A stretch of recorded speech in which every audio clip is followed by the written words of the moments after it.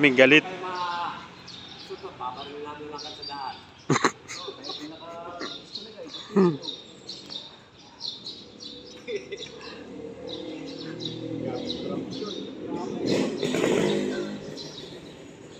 at ito sa Mindoro, pagka bumagyo, bubog ang buong bayan. Nasa Lutera, ang kasino.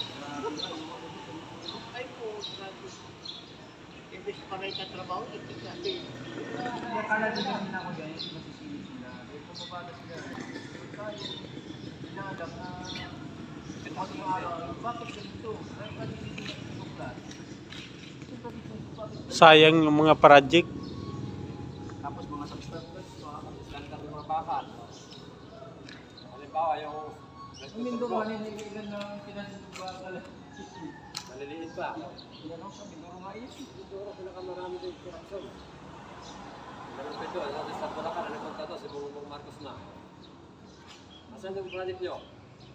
Dito sa barangay. May bang kordo dito ng barangay sa inyo kung gagawa din sa... Wala na, sir eh.